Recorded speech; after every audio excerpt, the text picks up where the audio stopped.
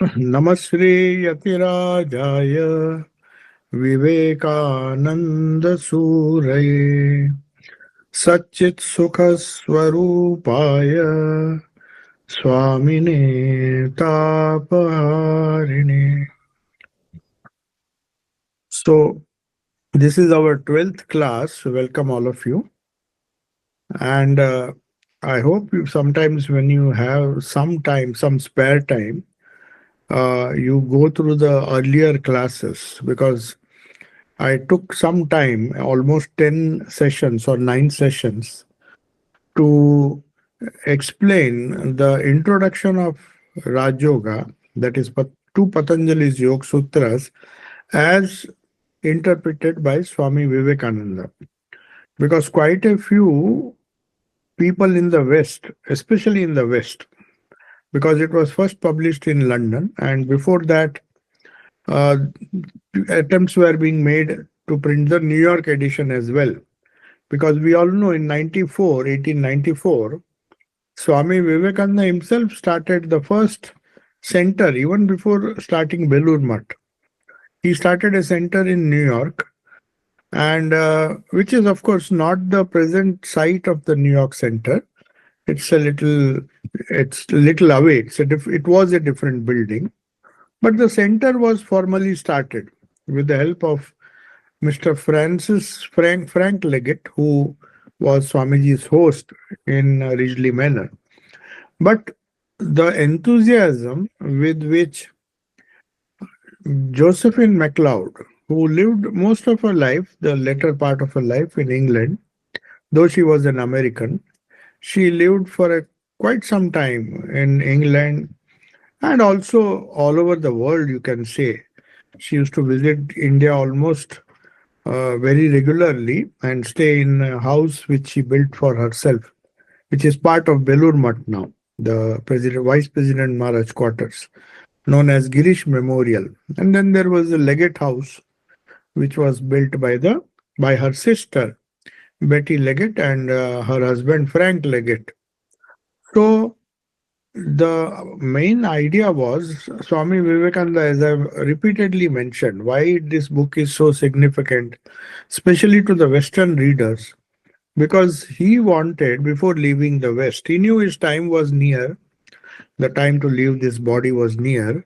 So in late 90s, 95, 96 to be exact, he decided to publish a book, leave behind something, a very concrete work, apart from all the lectures which we get now, which are part of the complete works. Even Gyan Yoga was not dictated.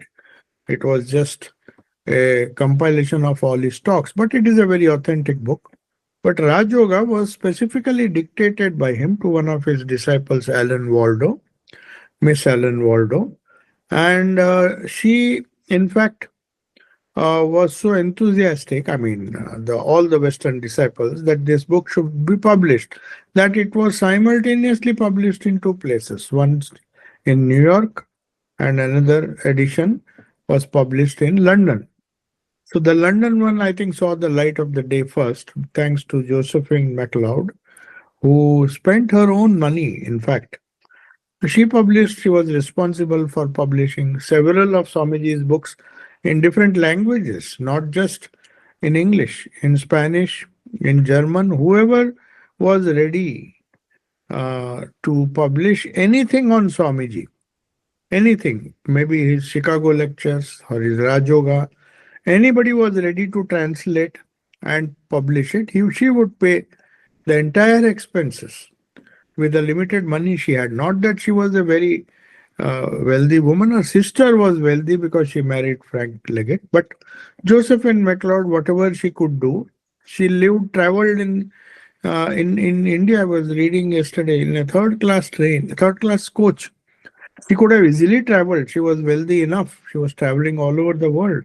Used to use the cheapest tickets to save money for Swamiji's work.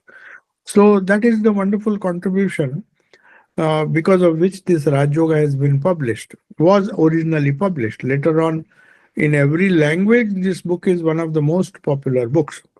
So the reason being is this is something which he left behind specifically for Westerners, because he says in one of his letters, it would be such a great sin not to leave behind a very uh, compact little book for the benefit of the Westerners who are new to, who were at that time new to Vedanta philosophy, philosophy of Vedanta and yoga.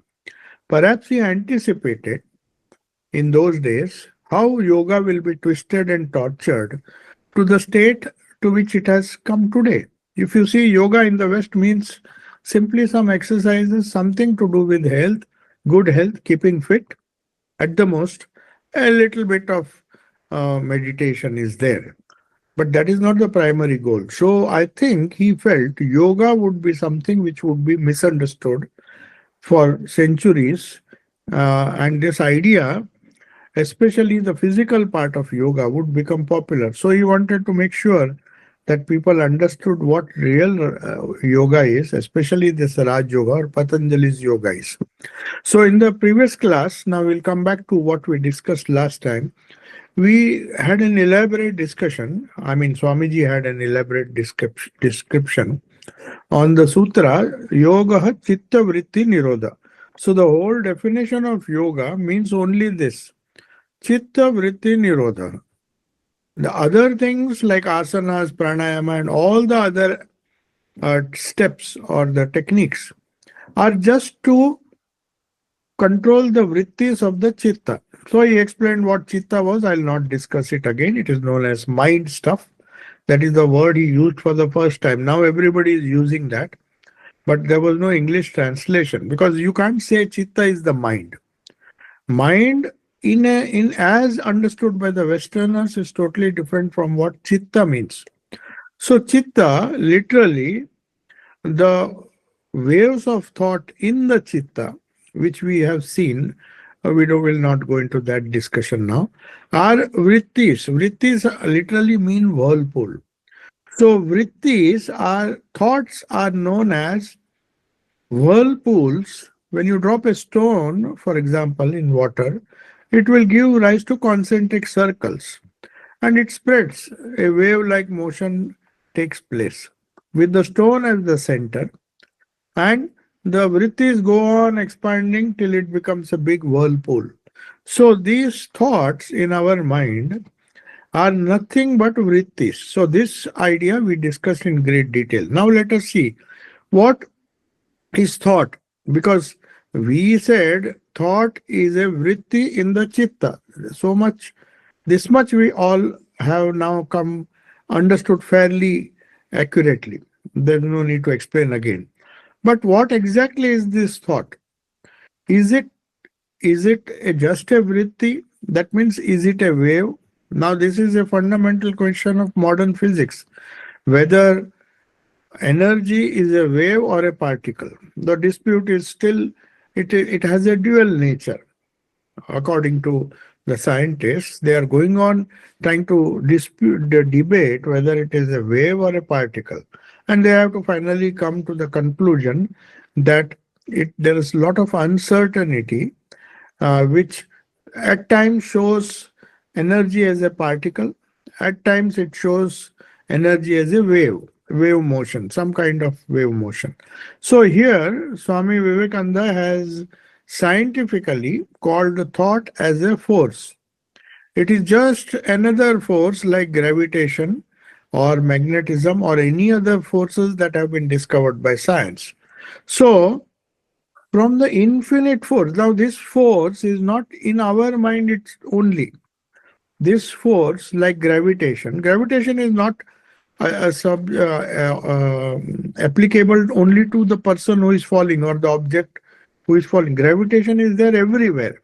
Objects may fall or may not fall because of the force of gravitation. They may be attracted or repulsed with the force of gravitation or magnetism or electromagnetism. But that doesn't mean the force does not exist. It exists in a subtle way. We do not see its effect unless we see a apple falling or some object falling. Then we say, oh, it has fallen down because of gravity. So also thought, we are surrounded all over the world, the whole universe is full of what is known as thought force. Just as gravitation exists, maybe in different measures. In moon, they say the gravitation is one-sixth of that of the Earth. That may be the case, but within the system, gravitation is a all-pervasive force. The force of gravity is same on the Earth. It may vary when you go to higher mountains. It may decrease. So also on the moon it decreases. So there are many factors. Let us not go into that. But there is an infinite storehouse of a force which is known as electromagnetism, electricity, of which the instrument that we are using takes a little bit of that force and performs its function. We don't need the whole gravitational force to help us move objects. We need a very little of that force. Similarly, from the infinite force that is thought, my thought, your thought, the sum total of all the thoughts of the past, thoughts of the future, thoughts that will come in the future, thoughts that are presently being thought by people anywhere in the world, all those make up the sum total of what is known as thought force. That is how Swamiji has explained. So, this thought force is outside of us, inside of us, everywhere. It is all pervading. From that, we are interested only in the thoughts, some the instrument that we have. Now you have to remember, chitta vritti nirodha. Chitta is not thought. Chitta is the instrument. It is the stuff of which our minds are made. There, it is not just the mind, it is the stuff of which the mind are made. It includes the unconscious mind, it includes the conscious mind, it includes the dream mind, it includes so many things. So it would be wrong to call chitta just the and refer to it as a mind. It is known as mind stuff. So mind stuff or the receptacle, or you may say whatever name you may give, mind stuff, takes some of the force. Just as your mobile will take some of the signals and use it to help you communicate. It doesn't require a little slight small signal is enough. A small wave or a few waves are enough to start communicating with other mobile phones, other phones, wireless communication. Similarly, our minds have a limited capacity only to take those thoughts which are relevant to us. The instrument called chitta takes hold of some of this thought force, which is all pervading, and sends it out as thought. So the force is taken in and it is sent out in signals, just like the mobile. It takes, you cannot see what is coming in, but you hear some voice and then you reply. It will give out some waves which will go to the other person and he will listen. Similarly, our thoughts are a result of the force that we take in. It also depends on our chitta, whether it is good, bad, it is a good mobile or a bad mobile. How the signal is caught depends on the quality of our chitta. So our chitta takes only that which we are capable of. That is why they say when the great people shower their grace or try to give some good samskaras to us, why can't we receive? Because if it is beyond the capacity of the mobile, it will not receive other signals. If it is a 3G phone, it will not receive the 5G waves. So similarly, our minds will receive only that which we are capable of. Now, how does it send out? It is This is a very important point. That is why what we eat matters a lot. What we eat will decide how we think to a certain extent. Though some people are fanatic about it, they think if we eat certain kinds of food, your thoughts will be totally colored or totally disturbed, or not like that. But food is important. Why Swamiji says force to run the machine, like the battery of a mobile, that force is supplied to us by food. So, what role does the battery play in a mobile? If it is a full battery or a weak battery, only a little of the electricity is used, or the power that is there is used to send signals. It doesn't mean that if you have a half battery or a half full battery or a empty or a full battery, the performance will not change much. It will send the same signals, but it needs power.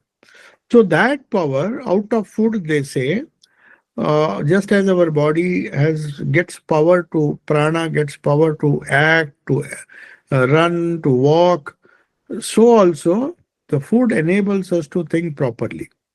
That is why the importance of food. So it was, in the Upanishads, it is said, in one Upanishad, the example is given that you starve a person for some time, his thinking becomes clouded.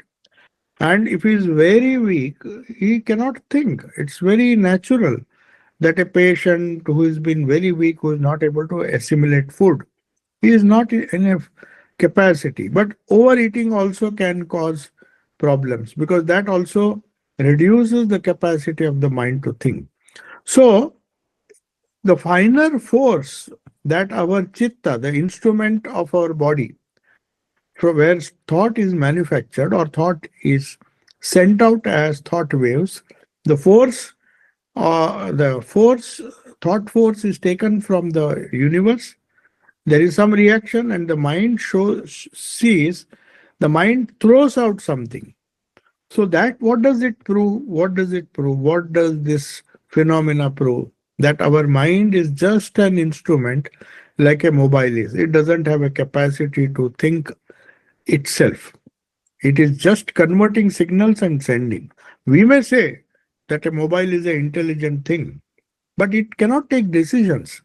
It will just interpret the signals and send it back as other signals. So that is the function of a mobile or a. I'm giving this wireless device because it is very similar. We can understand. Similarly, our chitta, though we think it is something which is capable to take own decisions, no, it is not capable. That is the way the problem is, that we cannot do what we really want to do. As Duryodhana said famously in the Mahabharata, Janami dharmam nachame pravruti. I know what dharma is, but somehow the stupid mind is not allowing me to follow it. Janami adharmam nachame nivrutti. It says, I know what is wrong, I know what is adharma, but somehow my mind cannot follow it. That means the mind is just an instrument. The mobile, you can't blame the mobile for sending signals. You have spoken something, that signal will go. You have sent a message, now that message will go. The agency is somebody else. You can't say it's my mobile's mistake that it has sent the wrong signal. No, that doesn't happen. So the mind appears to be intelligent, that it is taking its own decision. We say, my mind, I have decided. With so much ego, we say, as Duryodhana said, I cannot do this, I can do this, I'll do this, I'll see that, I'll teach you a lesson. Many things we say, which our ego prompts us to say, because we think our mind is in our own hands. We are in control of our mind. No, Swami Vivekananda, right from the beginning, he says, it is extremely difficult to control this mind because it is not under our full control. It appears to be intelligent, it appears to be self sufficient. Naturally, we would expect that the mind always follows the rules of society, dharma, and other things. It sees something, it is supposed to act in a very mature way. But why does it act in an immature way? Because it is not under our control. Only because it mind gets a semblance of intelligence.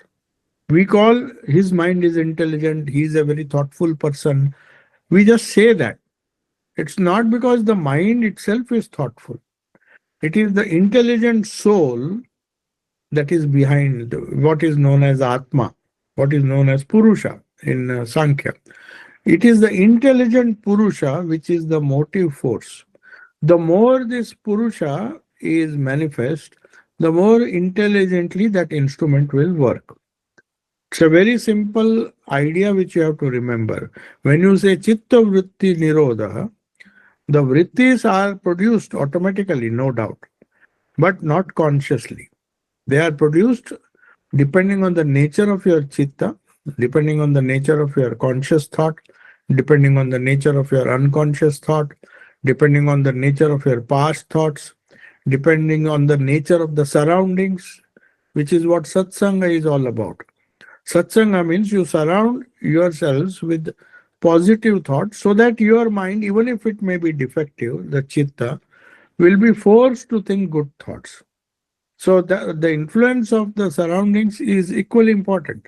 It's not what you read, what you input, the give as inputs. We may be having a lot of good inputs, but if our mind, if our neighborhood, or if your immediate proximity is surrounded by very aggressive, very negative people, you cannot focus. You might have observed it. It is even the greatest book, if it is read in a place where people very antagonistic to that thought are surrounding you, you will find that you are not able to concentrate. It's not that somebody is making a noise, just by their presence. That is why it is very important. Why people are told to go to solitude. Because at least there is no negative influence. The negative influence does not reach. In the forest, what negative influence you will have? Because the Prakriti is so kind, the birds and all, they don't have any negative ideas. They are very innocent. Trees are innocent. In fact, they give a positive vibe. That is why people go away just to avoid, only human mind is capable of negative things. So that is why again and again Sri Ramakrishna says Nirjan Vas. Why do we go to Nirjan Vas? Just to avoid the negative vibes if they are in the place where we live. So much so, you we you means Swamiji is pointing to us. We as Purushas are the only sentient being. Mind is just an instrument. It will simply obey depending on the how much of the spirituality or the buddhi you have manifest, or how much of the spirit, the sentience of the purusha you have manifest.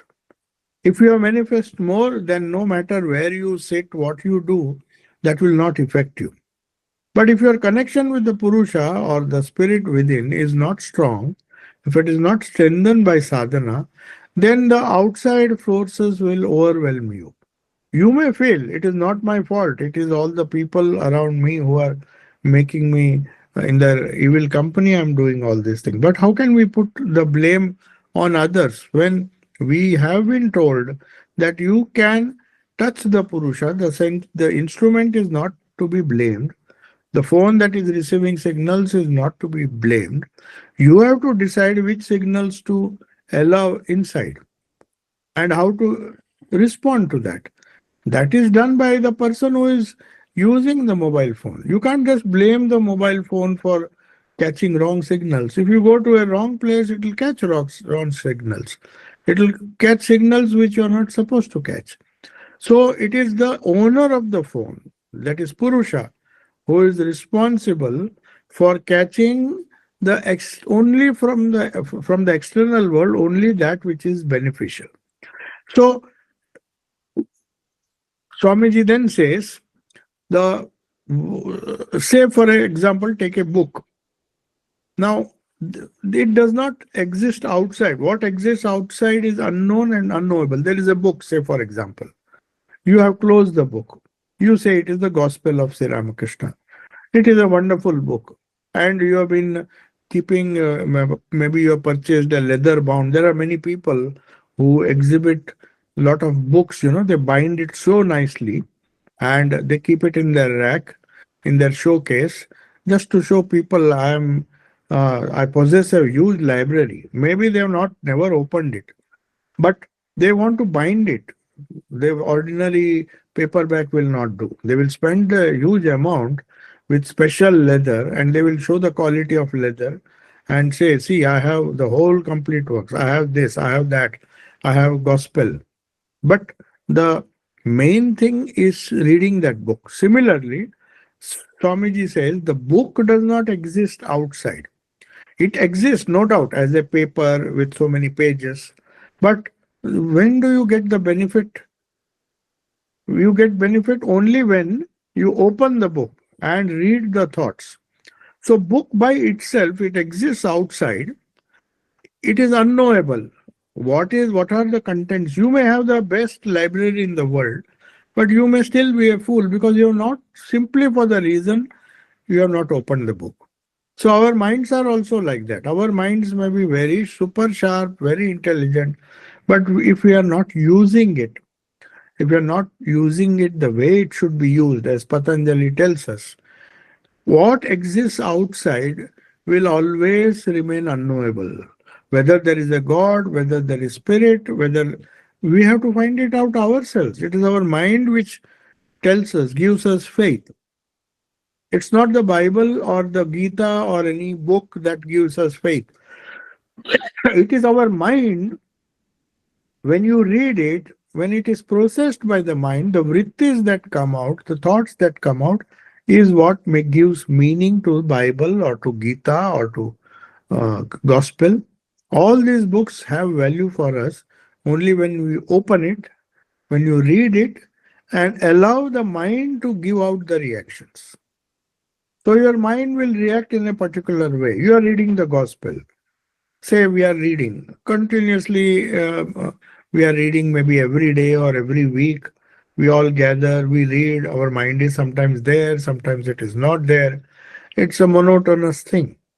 But when you allow the ideas of the gospel to percolate your mind, chitta, and allow it to send vrittis, that is why they say when you read a book, you should try to discuss it with others.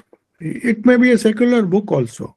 If you discuss it with your friends, then what happens is the contents go in, and that is not enough. The thought that is sent out, which enables you to express what is in the book, will make your study more fruitful. If you compare notes with other friends. Similarly, when in a satsang, it's not enough to read. Everybody listening and one person going on reading, other will just keep on listening, and whether it enters his head, how many times he's focusing, we don't know. But if there is a 15 minutes of question answer or some kind of discussion, you will find in the gospel Sri Ramakrishna calling M. Girish Ghosh and sometimes Naren, Swami Vivekananda, and asking them, why don't you argue? Why don't see? He says like this. He says something else. So why don't you argue? Swamiji followed the same method in Belur Mutt. He used to encourage the brahmacharis not just to read and study, but discuss, even give some talks. Because at that time you are forced to think. You are forced to think, uh, the forced to give out a thought based on what you have read. So the idea is now Swamiji comes to the crux of the problem. The book, the the thing that we put inside, inputs are unknowable. When our mind sends out a reaction, now I may read the Holy Bible or Gospel to a totally new person. He will not understand ABC of what is being read unless he knows who Ramakrishna was, what his life was, what was his message, what is some basic background. If you don't have, it will be just like reading any other novel. It won't make any sense to a newcomer.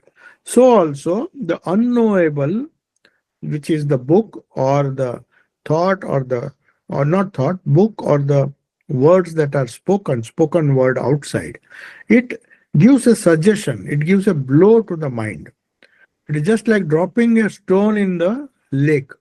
It will give out ripples, and the ripples is what is known as thought. So whenever we see the real universe, my universe, it was I know when we first read Vedanta, we found that why Vedanta is saying that this world is unreal. Why is the world unreal? We see it. But later on, if you observe minutely, it is saying unreal because no two people, I'll repeat again, no two people will see the same world. They may be seeing the same objects, but even biologically, they will see a slightly different color. Some may be colorblind, some may have a sharp eye, some may have some weakness in the eye. So, this is just about seeing. Similarly, about hearing, about smelling. Everybody has his own smell likes and dislikes. He doesn't like this smell, somebody will like. So, each one is creating his own world based on what he is perceiving, and that world is unknowable. So, because it is unknowable, they call it Maya. They call it unreal. Unreal means not permanent. The world that you see is your own. If you feel miserable, you will say the whole world is like that. You become a very pessimistic, negative person because you have got a few blows from society. So many bad things have happened, unfortunately, to us. Then we think the whole world is like that.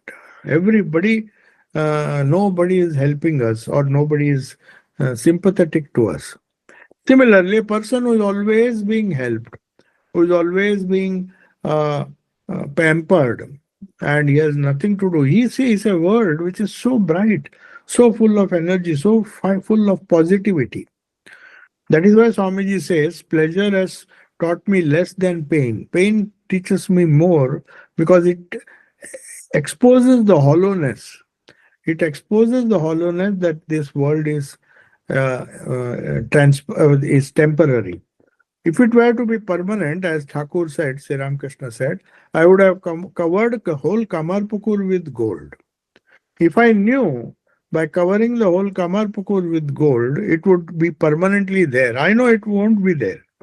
Whether it is gold, property, our own body, our own mind, everything is changing and is different.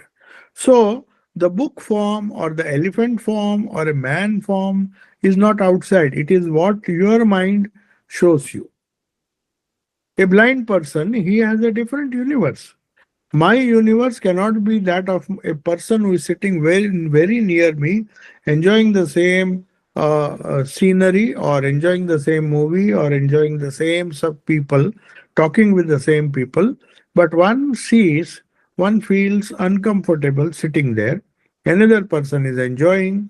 Some third person is neutral. He is just wishing that if I am left alone, I would be happy.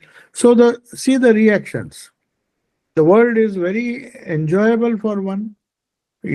For a pessimist, it is horrible world. These people are all wasting their time or they are criticizing and all those things. And for somebody else, he says this is the world. As Josephine MacLeod's, if you see her wonderful life, Josephine MacLeod, once Swamiji told, whatever Swamiji spoke, it was like 100% true. She said the first line he spoke was true, second line he spoke was true, and all the lines, all the words that he spoke were true.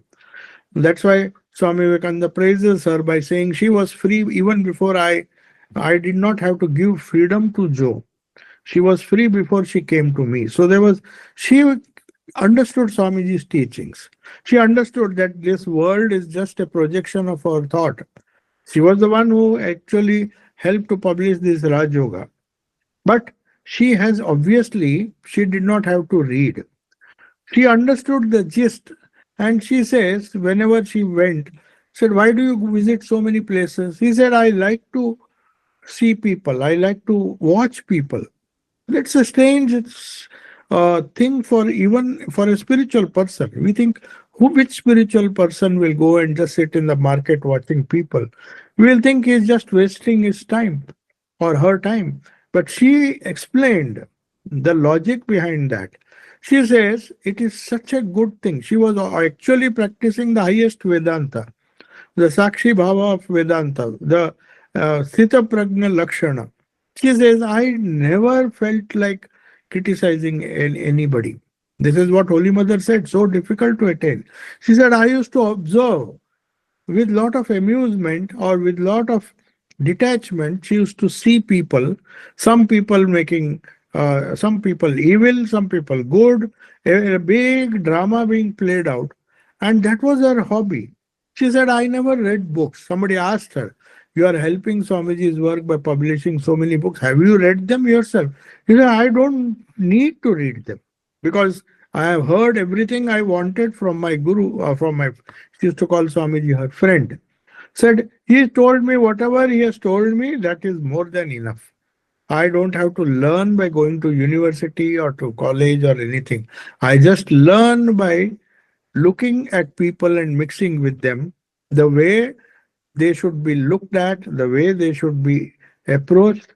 See, that was her main only sadhana to go. That's why she did not find it difficult. Today she was in Egypt, another day in Belur Math, eating simple food, then traveling, giving 5 rupees to somebody who needed it. Some poor man in India, then she would be found in France, then suddenly with so much, because she did not find that this is my country, my place, this is, she was equally happy because all are equally temporary.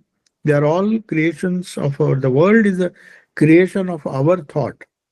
If you read some of the wonderful insight she has given, that shows she has understood this Raj Yoga, all the Gita, and all this interpretations, essence of these things, as taught by Swami Vivekananda to her in the limited time they were together. She, of course, went to India. She went to Amarnath. She went to Kashmir. So the idea here is, the if you know by reading the simple idea of Swamiji, that what we know of the world is just our mental reaction. It is not the reality. So if somebody says, oh, the weather is so nice, it is a relative thing.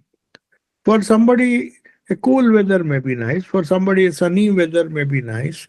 For somebody, some people may be nice. Some company may be good. For some people, they don't just want to avoid those people. So when you say the world is good, or the even describe the world that you see, it is nothing but a mental reaction. It is just the chitta vritti. So I took so much time to explain this, and Swamiji takes so much time. He even quotes John Stuart Mill, who was a great famous philosopher of England in those days. He says, what you see as matter, he anticipated Patanjali's yoga. See, though he was not, he did not belong to India, he did not perhaps study Vedanta, but John Stuart Mill, whom Swamiji admired, he quotes John Stuart Mill when he says, matter is nothing but the permanent possibility of sensations. You see what a beautiful explanation of Maya he has given. It is a permanent possibility of sensation, means what you see as matter, what you think is real, is nothing but the projection of your mind, of sensations. By sensations, he means the sensations that are carried to your mind, and the mind sends it back as reaction. That is your world, and that is matter for you. So, does it really matter? That's why we say it doesn't matter. Means matter is considered to be so important that we use it in English language by saying, oh, it doesn't matter. Why it doesn't matter? Because matter matters for many people, for most of us. Matter is as real because it is true for all. Gold is the currency that we handle, the money that we handle, the house that we stay in. They are real matter. They are the real matters which should really matter in our life. That is why Thakur says, who bothers about God? They cry jugfuls of tears on their family, on their property, on their money, and other things. They will cry because it really matters. So, but if you study Raj Yoga, that matter which you think is nothing but, according to Stuart Mill, not according to Patanjali. Even Stuart Mill says it is a permanent possibility of sensations. The same thing which you see today, the same toys that a small child played when he was 5 years old, you give it to him after 5, 10 years, or after a few years, he will say this is useless. Same matter, same toy, he will feel that this matter has no value. It is creating a sensation. It is that matter which keeps on changing is what is known as Maya, in or you may say Prakruti, the changing, ever changing reality, as opposed to Purusha who is watching. Then Swamiji gives a very important example. This, I don't know how, if many of you know how an oyster shell, how pearls are made. We wear the pearls as jewelry, but each of these pearls, they are costly, they are valuable because of the process with which it has been made. It is not made in a day. Every pearl, like every diamond, has taken centuries and centuries to form. So, Swamiji gives an example because this will give a very correct picture of what Chitta Vritti Nirodha is. Our chitta is sending some vritti outside as a reaction to what we see, and that is our universe. To convey this idea, Swamiji is giving another very concrete example. He says, take an oyster, for example, oyster who makes pearls. You know how pearls are made, Swamiji is trying to explain to the audience. A small parasite, maybe it is a negative thing, something which is bad for the oyster, enters its shell, enters inside, it goes inside the cell, some foreign body, some parasite. So the only self defense the oyster has is to either kill it or throw it out, which it cannot do. It cannot forcibly throw out that uh, insect or that parasite which will kill it. So what to do? He said the next best thing is secrete a juice, some sort of enamel, which will cover that parasite and it will make it harmless. So during COVID also, there was a medicine, Ayurvedic medicine based on nanotechnology, which in which they found a solution. Some highly uh, effective oils, different types of oils, they converted them into nanoparticles. And if you consume it, normally oil does not mix with water. But those oil particles, nanoparticles, they were so small, smaller than the water particles, they would go inside the bloodstream and not kill the virus because it cannot kill. There was hardly any, I mean, there is no antibiotic for viruses, like especially like COVID and flu. You have to just make yourself strong. And so this oil created a sort of coat around that. Millions of COVID viruses were covered by a process which Ayurveda discovered long ago.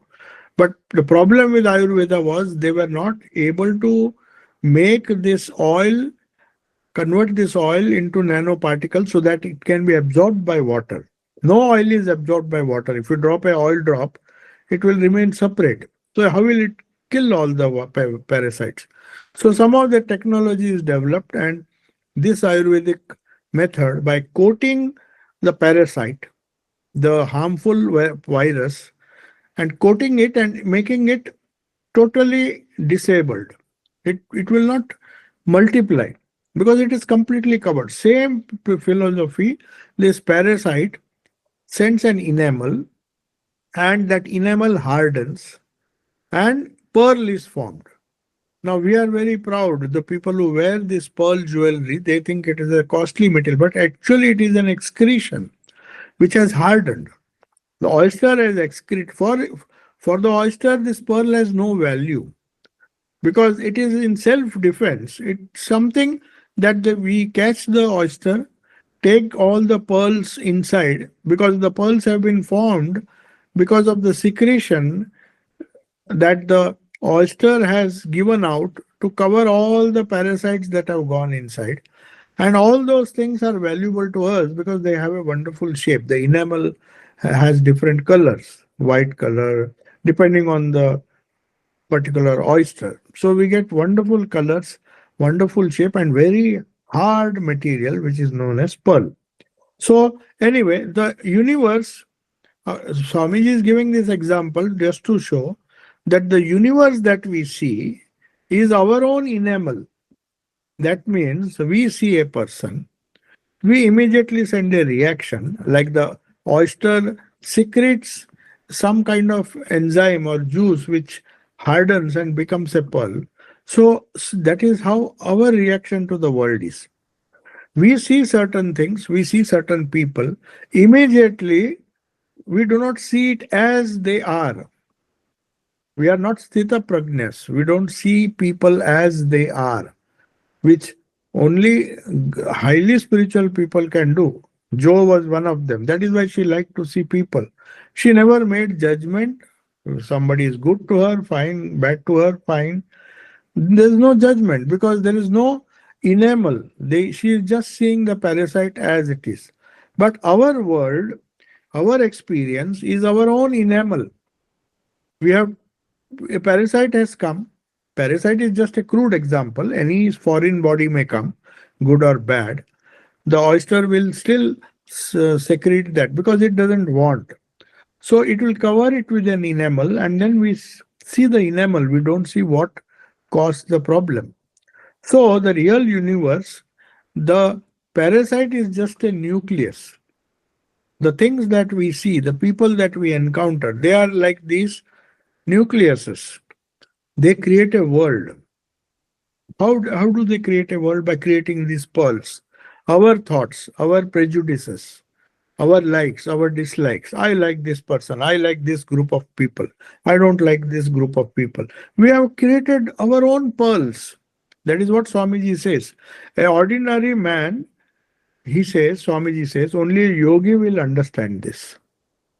Some great spiritual people will understand this phenomenon. Otherwise, we will think this is the universe. This is my universe. You have to listen to my universe, my experience. I know this person is bad. You have to accept this person as bad or good because I believe that. So you force your view on your children, on your family, on your slowly in your group, or maybe if you have a larger group as a prime minister or president or a king, you force your idea, you project the idea of your universe on other people, which may not tally with their experience. So they protest. Children also protest. Why take other people? Why take our neighbors and our society? People who are living with us will themselves protest because they are seeing a different world. We have to understand this fact. If we understand, the sooner we understand through the reading of this book, because Swamiji says the ordinary man will never understand it. He thinks this is the universe, and he says, "You fool, can't you see? This is the universe as I see. And why are you seeing it in a different way? Why don't you see it as I see it?" But how is it possible? You have you have created a red pearl, somebody has created a pinkish pearl, somebody has created a green pearl, and you can't say the pearl is green, the pearl is white. Your reaction is different. The real man, now Swamiji says, after so much of explanation, he says, I hope you have understood what I mean by vrittis. You see, for the second sutras, he's again and again and again focusing on this vritti. Because the whole definition of yoga is included in this sentence.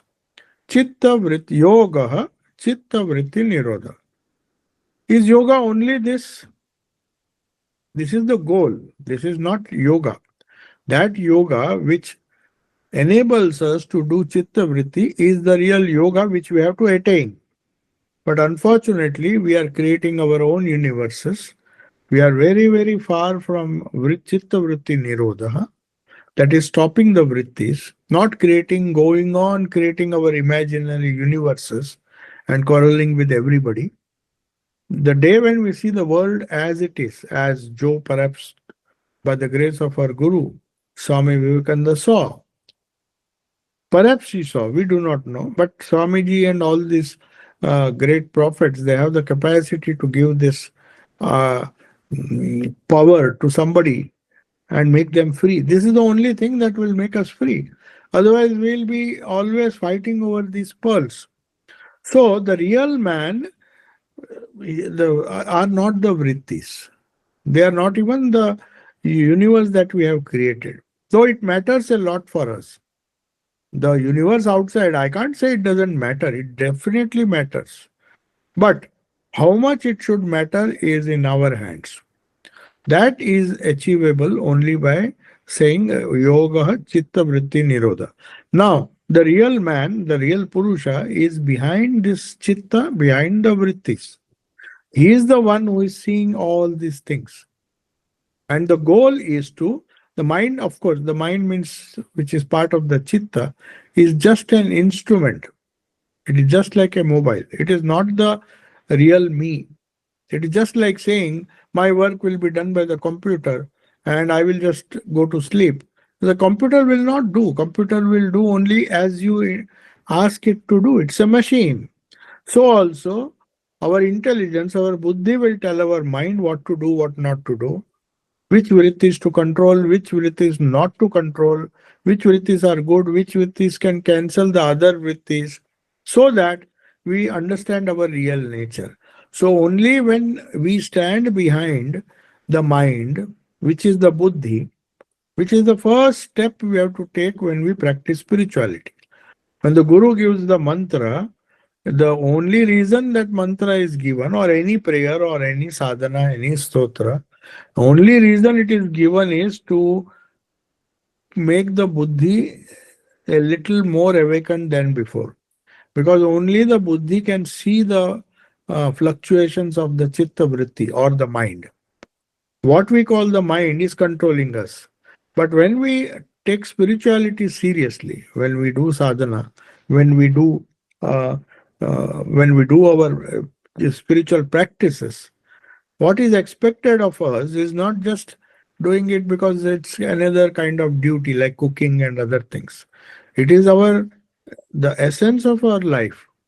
It tells us that you develop your buddhi again and again, whether it is Gayatri mantra or the Guru's mantra or no mantra, just Om, whatever you do according to yoga or according to bhakti, according to any other philosophy, is a process by which you see, you understand what the intelligence that is controlling the mind, not be part of the mind, not be the pearl.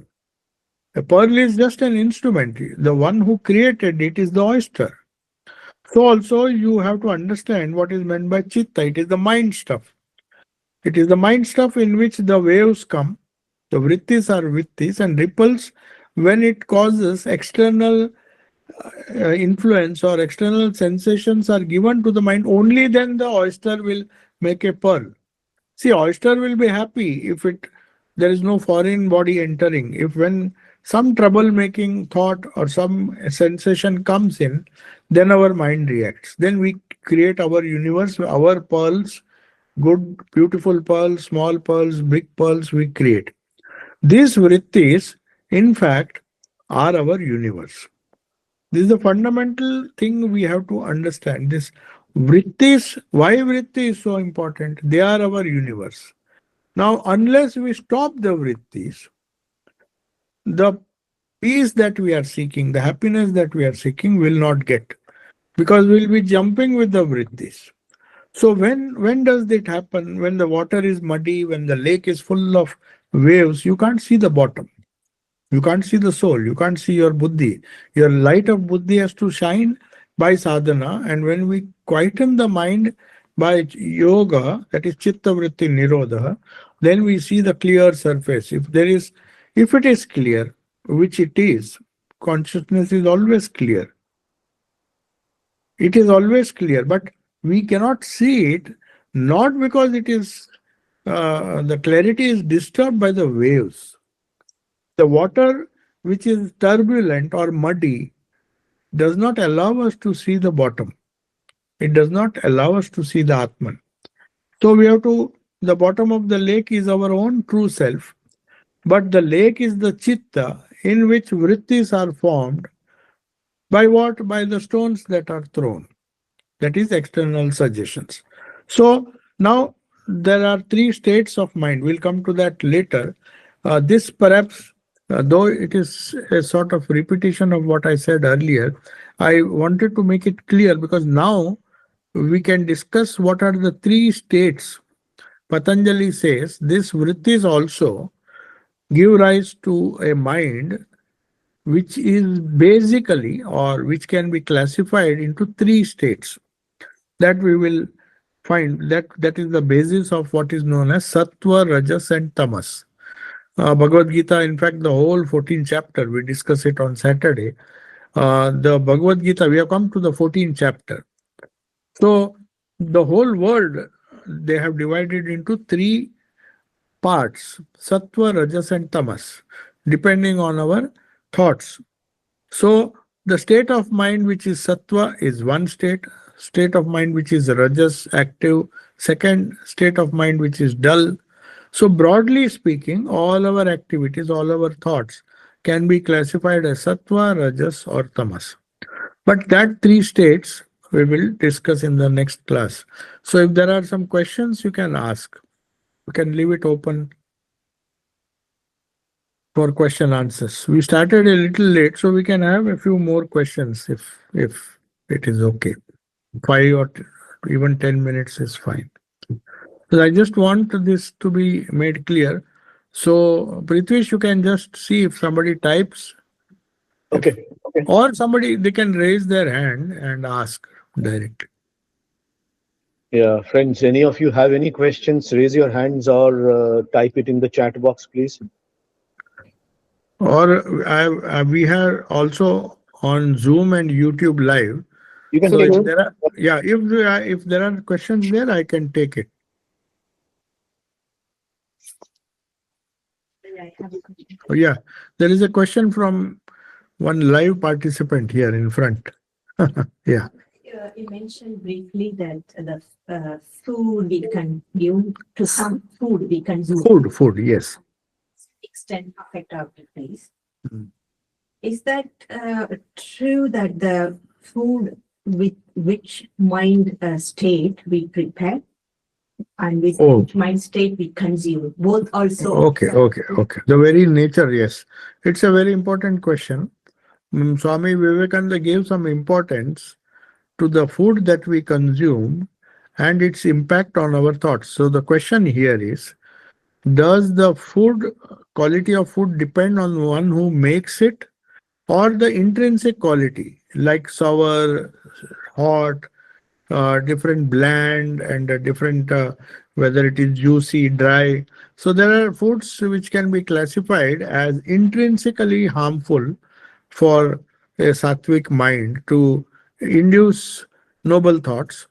And the other factor which the questioner has asked here is whether it matters if the thought waves of the if the thoughts or the mind of the person who is making the food will it affect the food. Yes, both are true uh, because this food that we speak of, first of all let me make clear that when Swamiji says food, here of course he means the food that we eat, because that gives us strength, that gives us nourishment, and that makes us strong. The better the food that we eat, the better the thoughts there will be. That is one side. But in a general way, the food also means other sense inputs. So there can be food for eyes, food for ears, the inputs that we give through the ears to the nose, through the through our sight.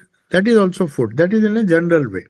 But coming specifically to the food, which we eat, that is the most important food that we understand.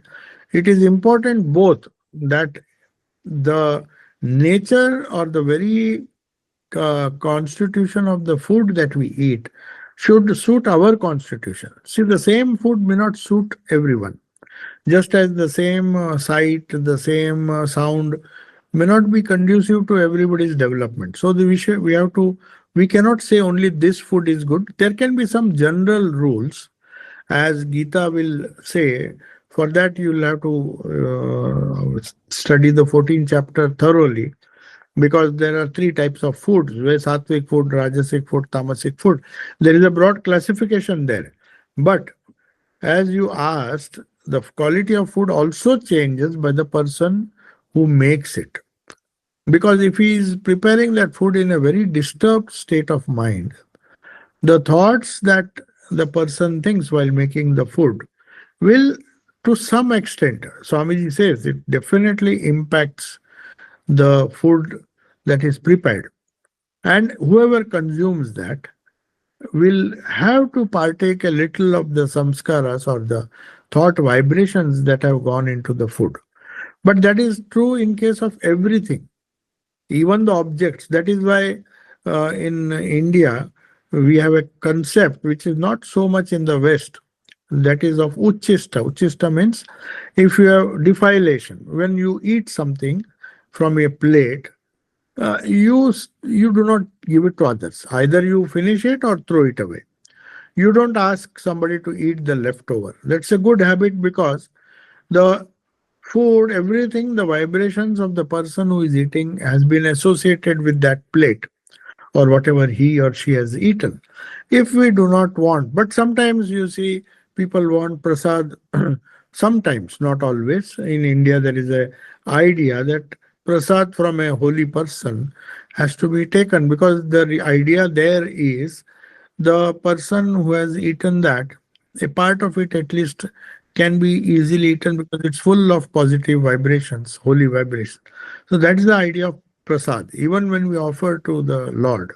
So it makes a huge difference. That is why they say when you offer to the Lord, you should not eat it first and then offer, because it is defiling what you offer. So it really, definitely it matters. In food matters who cooks. So as far as possible, of course, when you go to the hotel, you cannot have a choice. You don't have a choice. You just eat what is offered. You can't find out the character of the person, the cook who is making it, what is the state of his mind. In that case, like many Vaishnavas do, they cook their own food. They do everything on their own. Whatever they cook, they eat. They carry that food. So they would not eat from other. That is taken to the other extreme. But there is some truth behind it. Yeah. Yeah, there are some online question. Yeah, is there any question, Prithvish? Acha. But on YouTube there is one. Can you please tell more about Joe's sadhana? Is it Sakshi Bhav or something? Okay, now somebody is asking a question, asking about what Joe's sadhana was. Joe is Josephine MacLeod, all of you know, the Western American, you can say, Scottish origin, disciple of Swami Vivekananda.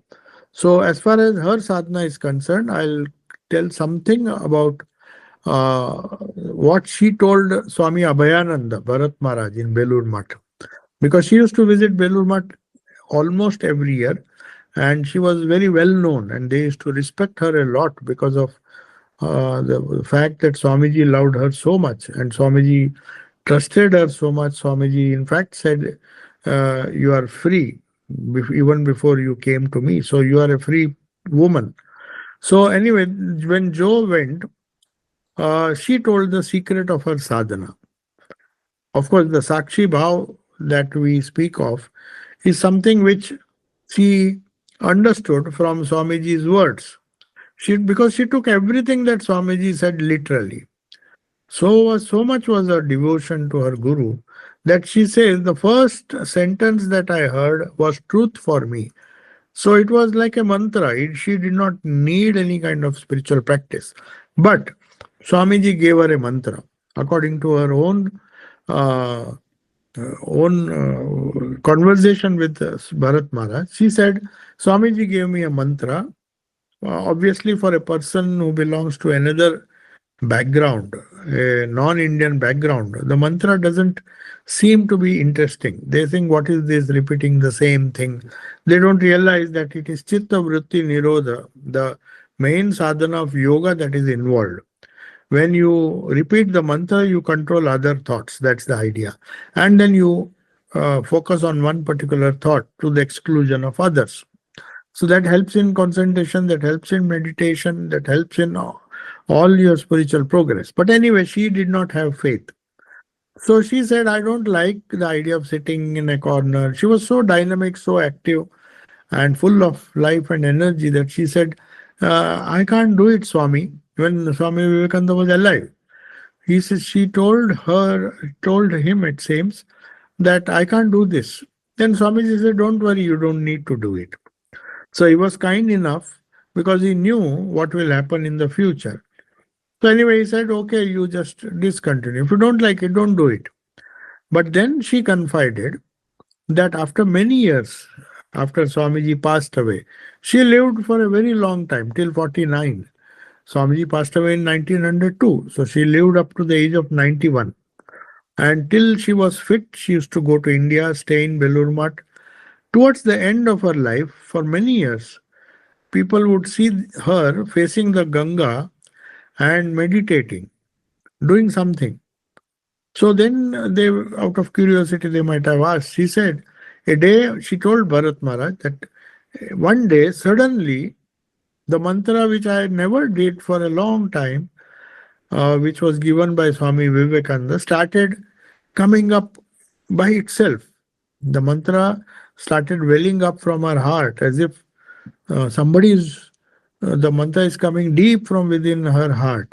And she says, I could not, but it was a constant recollection of that mantra which I had not uttered, not practiced. And that from that day onwards, you will find Joe sitting very quietly and doing this type of sadhana. The mantra would must have remained with her entire life, as we see. Afterwards, she died in the Vedanta Society of Hollywood. She she spent her last few years there under the care of the nuns. But towards the end, she was becoming more and more introspective. She was trying to go within. And the reason being is this was the mantra which was welling up from, which was given by her guru uh, in the remote past, and that suddenly had become active, and that was inspiring her. So that was her sadhana. But in general, the Sakshi Bhav which I am speaking of doesn't come easily. So no sadhana or no guru would perhaps give you that as the main sadhana, because that comes very difficult. It's very difficult. Joe's case, it was different because as Swamiji said, she was free even before she came. If she was free, that means she was already in that state. We have to struggle to reach that state. The moment we see people, we make judgments about them. For Joe, it was so natural just to ignore whether a person was good or bad. Many times people used to take money, especially in Bengal. Young people knew that she was a rich lady, so they would ask for help. And she used to help them by giving some £5 or something. But then when she understood they are misusing her charity, she would be upset. So, as I said, this judgment was not made. She never used to judge people. That's why Swamiji says she was born free. She just did not need anything. But her sadhana, if you see, as Bharat Maharaj or Swami Abhayanandji heard from her own mouth, that the mantra started coming up from the center of her heart. It was welling from her heart, and she did not have to make any effort. And people would see, especially the brahmacharis would see, she would be sitting on the terrace facing the Ganga for long hours. So definitely, it is the effect of the mantra given by her guru. So that gave her a kind of stability in life. And the Sakshi Bhav that you are asking, the question was, maybe it is very tempting. It is very tiresome to do the japa, but it is easy, at least intellectually, to think that we can have a Sakshi Bhava. If somebody says you just be a witness, it seems easy, but it is extremely difficult to practice. So I don't think she practiced it. It came to her naturally because of her faith in Vivekananda and the mantra that he gave her. It may be working unconsciously. We do not know. These spiritual things are difficult to understand.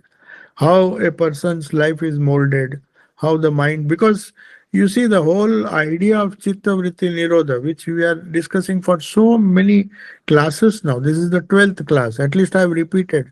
Maybe for some of you it is boring, but this is the essence. Yoga, Chitta Vritti Nirodha. And the different aspects, Swamiji is giving the example of oyster, all these things.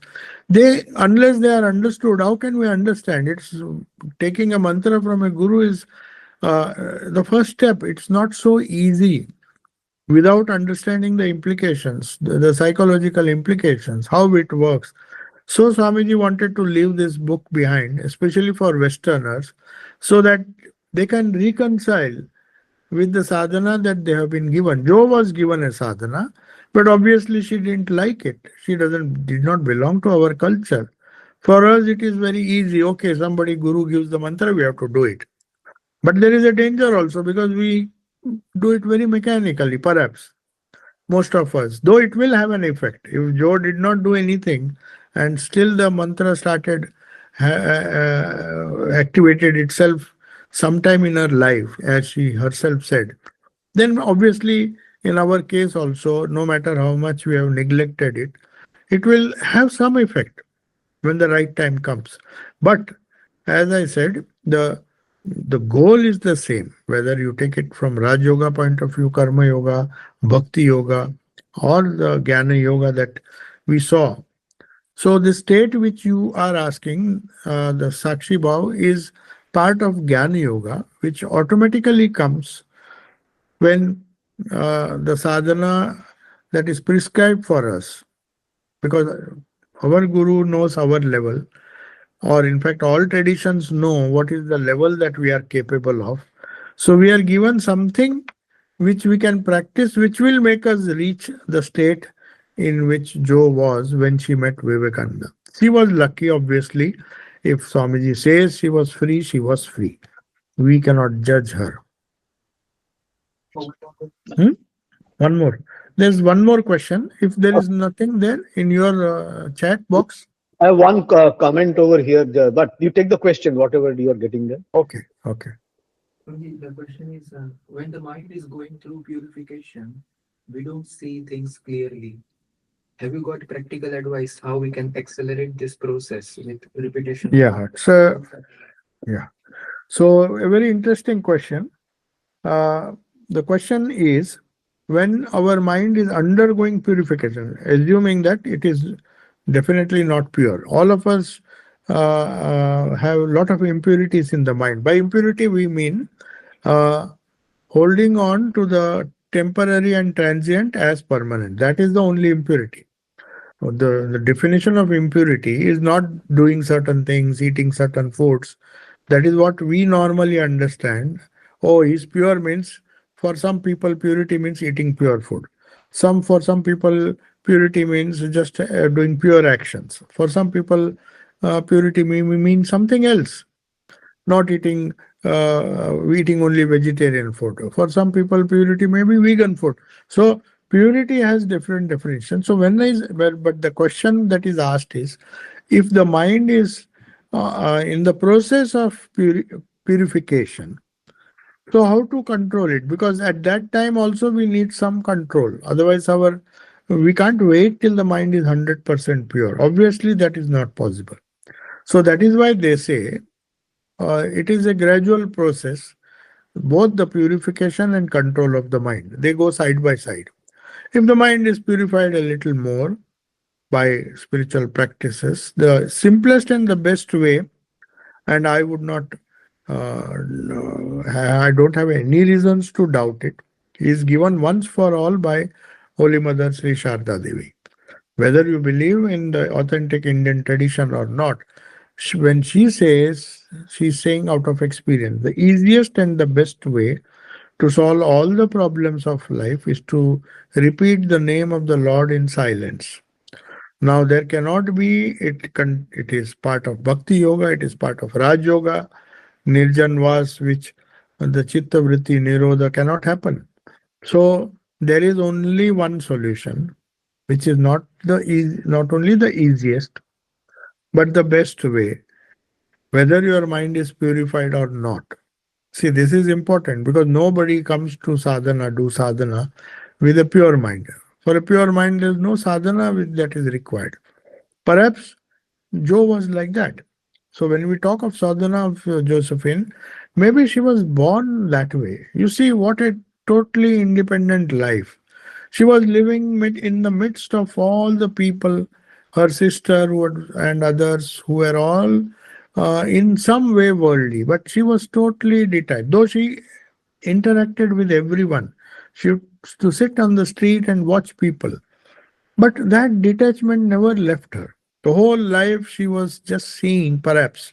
We do not know what was her attitude. Swamiji could know it, and that is why he said she was free even before she came. The reason why she was free because of her attitude. That may be a very, very rare phenomena. All others, Swami Vivekananda says, had to work for their mukti, work for their freedom. That means they came with samskaras which they had to gradually by sadhana, like Virajananji and all. They did so much of japa to make their mind steady, even sometimes defying his own guru. When he was asked to do some work, he said, "No, I have to." He used to sit for hours and hours together meditating. And Swamiji knew it is because of the intense desire to purify the mind. Swami Virajanji is doing that. So he encouraged him. He said, "Okay, go for tapasya, do that japa." So for every disciple, he had a different uh, advice to give. So that is what I'm saying. Till we have purification of the mind, sadhana is required. Especially, the sadhana should be part of an authentic spiritual tradition. I would not take the risk of just going searching for different solutions which are not authentic.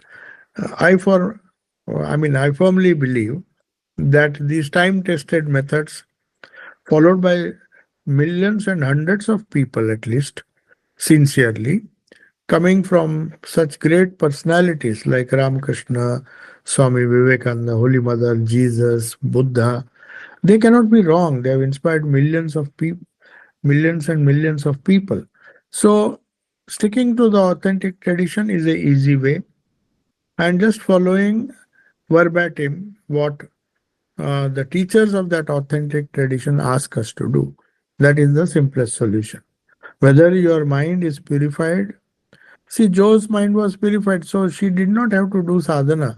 But later in life, it became a very spontaneous thing for which we have to work hard. Perhaps to reach that state when the mantra simply wells from the heart, we may have to struggle for several lifetimes or maybe at least the whole life. But for her, it came without any effort on her part. That shows that the mind was highly purified. With a purified mind, she was born. So, for all others, as I said, I'm again repeating my idea or my suggestion would be to follow what the great people. There is that saying in the Uttishtata Jagrata Prapya Varan Nibodhata. So it says, arise, awake, and then it has been translated as stop not till the goal is reached. But the actual meaning is, if we discuss the verse next to it, Varan Prapya Varan Nibodhata. Varan means follow an authentic tradition and follow their footsteps. So arise and awake and stop not. Go on doing what these great people who belong to an authentic tradition have done, and then just wait for the results to happen. Okay. Pranam Maharaj, I think our question that I and Jhuma had was answered in this third part. That third question you answered. So no, not there anything. Okay. Okay. We got the answer. Yeah. Okay. So we will be meeting next month Next month if again. everything is fine.